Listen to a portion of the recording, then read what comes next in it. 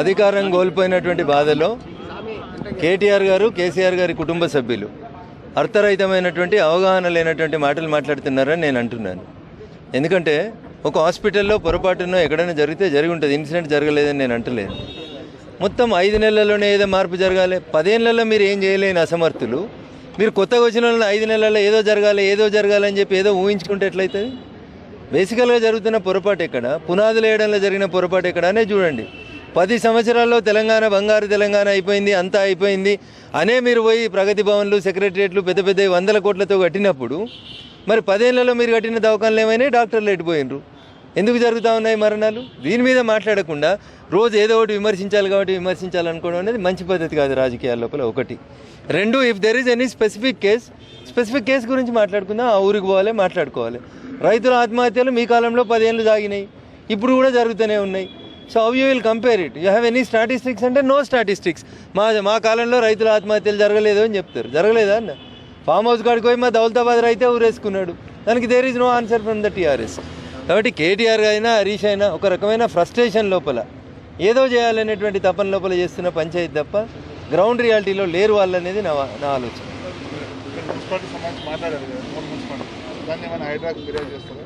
తప్పకుండా ఇప్పుడు బొల్లారం, అమీన్పూర్, తెల్లాపూర్తో పాటు నాలాంటి ఆలోచన ఏంటంటే సంగారెడ్డి, సదాశివపేటలో కూడా హైడ్రా రావాలి, పని జరగాల్సిందే. ఎందుకంటే చెరువులు, కుంటలు ఏ ఊర్లో ఉన్నా రక్షించబడాలి. మోర్ పర్టికులర్గా రింగ్ రోడ్ లోపల వచ్చేటువంటి బొల్లారం, అమీన్పూర్, తెల్లాపూర్ మున్సిపాలిటీల్లో ప్రతిరోజు ఏదో ఒక రకంగా ప్రభుత్వ భూముల ఆక్రమణ, చెరువులు, కుంటల ఆక్రమణ జరిగి పెద్ద బంగ్లాలు వస్తూ ఉన్నాయి, లక్షల కోట్ల రూపాయలు సంపాదించుకుంటూ ఉన్నారు. తెలియక తెలిసి నమ్మి అమాయకులు చాలామంది నష్టపోతూ ఉన్నారు. ఉదాహరణకి ఇప్పుడు అమీన్పూర్ పరిధి లోపల ఒక ఇన్సిడెంట్ చెప్తాను నేను మీకు. ఏం జరిగింది అంటే అక్కడ ఒక ప్రైవేట్ సర్వే నెంబర్ వేసి అపార్ట్మెంట్ కట్టినాడు. ఫిజికల్గా కట్టింది ఎక్కడ అంటే 943 అని గవర్నమెంట్ నెంబర్లో కట్టినాడు. ఈరోజు తహసీల్దార్ అమీన్పూర్ పోయి నోటీస్ ఇచ్చింది, ఈ స్థలం 943, ఇది మీరు చెప్తున్న 956 కాదు, ఈ అపార్ట్మెంట్ కూలగొడతాను అని చెప్తుంది. అపార్ట్మెంట్ వాళ్ళు లోన్ తీసుకున్నారు, 5 ఏళ్ల నుంచి అక్కడ ఉంటున్నారు. సో ఏది గవర్నమెంట్ ల్యాండ్, దాని రక్షణ కోసం మనం ఏం చేస్తున్నాం అనే విషయంలో అసలు ఎక్కడ కూడా క్లారిటీ లేదు. కాబట్టి హైడ్రానైనా ప్రభుత్వ అధికారులైనా నేను కోరేది ఒకటే, మున్సిపాలిటీ పరిధి లోపల ఉన్నటువంటి ప్రభుత్వ ఆస్తుల్ని రక్షించడంలో మీరు ముందుండండి. డంప్ యార్డ్ ఇస్తే డంప్ యార్డ్ లోపల బిల్డింగ్ కూలగొట్టిన మెటీరియల్ తెచ్చి నింపేస్తారు. శిల్పారామం అని కడితే సంగారెడ్డి లోపల పిల్లలు కూర్చోవడానికి పార్కుకు పనికిరాదు. రాజీవ్ పార్క్ అని ఊరు మధ్యలో కడితే చెత్తకుంటకు తయారవుతుంది. ఇంత అధ్వానంగా పని జరుగుతూ ఉంటే స్వచ్ఛ భారత్ మిషన్ కింద భారత ప్రభుత్వం 100 కోట్ల రూపాయలని ఇస్తూ ఉన్నప్పుడు స్వచ్ఛ భారత్ మిషన్ ఎక్కడ అమలవుతూ ఉంది? ఇంత పెద్ద మున్సిపాలిటీలలో పబ్లిక్ టాయిలెట్స్ ఎక్కడున్నాయి? 1,00,000 జనాభా ఉన్న కాడ 10 టాయిలెట్లు, అందులో 2 పనిచేయాయి. ఇక దీన్నే స్వచ్ఛ భారత్ మున్సిపాలిటీ అని చెప్తూ ఉంటారు. ఇట్లాంటి సంఘటనల్ని మేము స్పెసిఫిక్గా ఈరోజు పాయింట్అవుట్ చేయడం జరిగింది. అన్ని మున్సిపాలిటీ లోపల కూడా పనితీరు పట్ల జాయింట్ కలెక్టర్, లోకల్ బాడీస్ గారికి చాలా స్పష్టంగా చెప్పినాం. వచ్చే దిశ మీటింగ్ కల్లా ఇవన్నీ రెక్టిఫై కావాలని కోరుకున్నాం.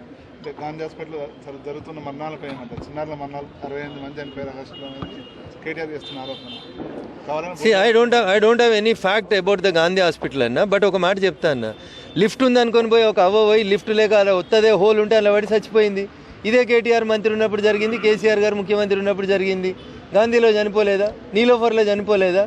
సో ఒక ఇన్సిడెంట్ ఏదైనా ఉంటే we will discuss on it అంటున్నా. పర్టికులర్గా I'm not supporting the Congress government, కానీ ఏదో జరిగిపోయిందని ప్రజల్ని భయాందోళనకు మాత్రం దయచేసి గురి చేయొద్దనేది మాత్రం నేను చెప్పదలుచుకున్నాను.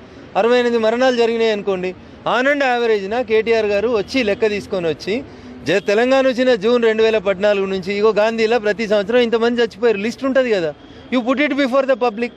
2014 నుంచి 2023 డిసెంబర్ దాకా ప్రతి నెల గాంధీలో ఎంతమంది చచ్చిపోయారు అనేది పెట్టు. చిన్నపిల్లలు ఎంతమంది, పెద్దమంది ఎంతమంది, రోగాలతో ఎంతమంది, యాక్సిడెంట్ తోటి ఎంతమంది, స్టాటిస్టిక్స్ ఆర్ దేర్. కాబట్టి 68 చనిపోయినారా లేరా అనే విషయం లోపల I don't have the factual figure. కానీ కేటీఆర్ ఏం మాట్లాడతాడు, హరీష్ ఏం మాట్లాడతాడు అంటే ఎంతసేపు మీడియాలో రోజు కనబడాలనే తపన తప్ప వాళ్ళ దగ్గర ఏదో గణాంకాలు ఉన్నాయైతే నేను అనుకోను.